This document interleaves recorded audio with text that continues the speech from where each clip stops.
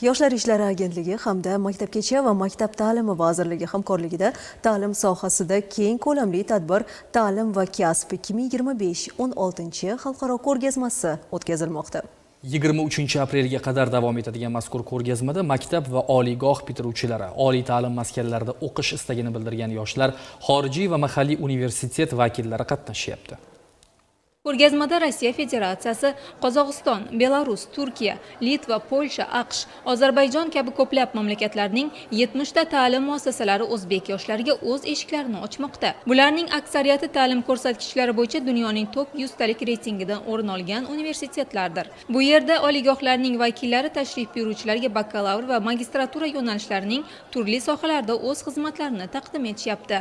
İstanbul'dan katılıyorum fuara. Biz Istanbuldan keldik. Turkiyaning eng nufuzli oliy ta'lim dargohlaridan bo'lgan Istanbul Kadir Has universiteti jamoasimiz. Oliy ta'lim muassasamizda 5 ta yo'nalishda talabalarga ta'lim beriladi.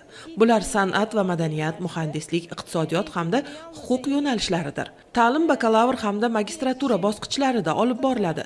Xorijlik talabalar uchun ham keng imkoniyatlar yaratilgan.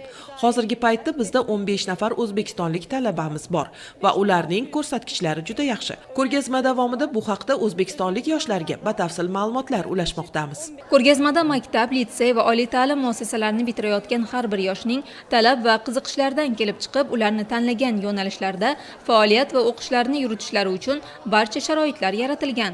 U ko'rgazmani ichida menga yoqqani Rossiya Federatsiyasining Staklin universiteti bo'ldi. Men bu universitetni ishchi xodimlari bilan suhbat olib bordim.